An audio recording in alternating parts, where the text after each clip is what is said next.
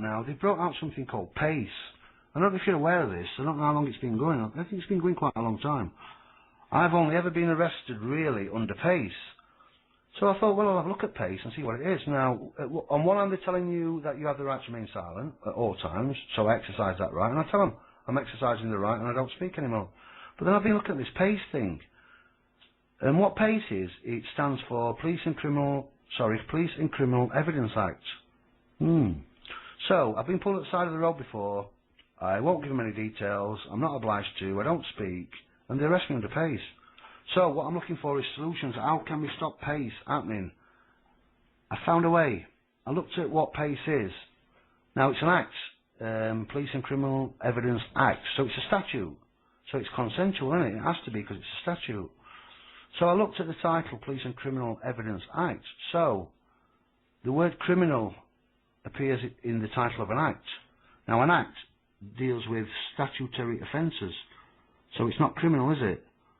So, I once got arrested through P.A.C.E., realised it's Police and Criminal Evidence Act, went inside the police station, got as far as the little waiting room. There's a little waiting room. You go through the back of the cop shop, in the van. I didn't get cuffed or anything.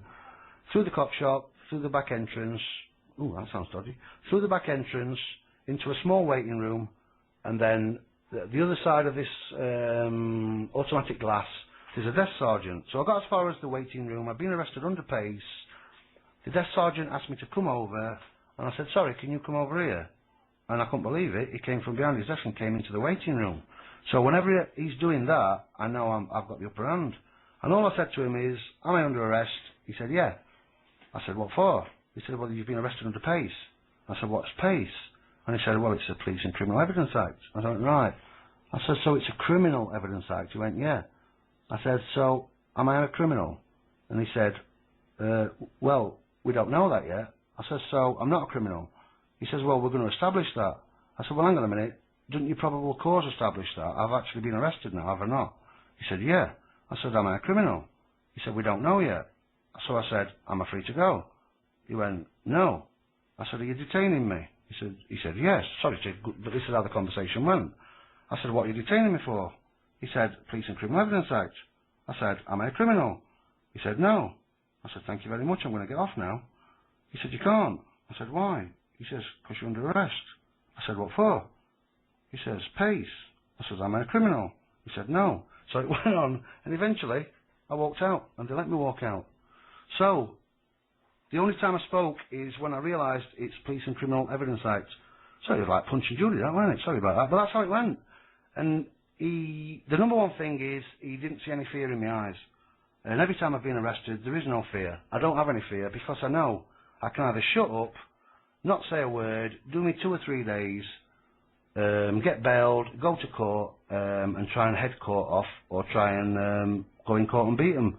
Or, now, I will speak now. I used to be afraid of speaking and giving my name and stuff. I'm not bothered now, because Rob Freeman, I didn't used to give him a name, but now they can call me Rob Freeman, they can call me Mr. Rob Freeman, I don't care, because the next time I get arrested, which I hope's not for another 25 zillion years, but I've got a feeling it might be sometime in the next couple of years, I'm not only going to use the criminal bit of the Police and Criminal Evidence Act, I'm not only going to exercise my rights to keep quiet, but I'm also going to use the trust relationship, because the policeman and woman are holding court at the side of the road, and what are they treating us as, and what are we acting like?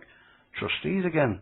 They're public servants, they work for us, but what do? They step forward to administer policy and treat us like trustees, don't they? And we act like trustees, but no more. Side of the road next time. In fact, I think I mentioned this. I did this with 2 coppers.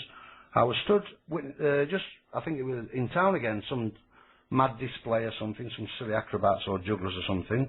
A man and woman copper came over to me, started asking me some questions, and I said, sorry, I'm obliged to speak to you. And they said, well, no, not at this stage. And I said, well, thanks very much, I don't want to speak.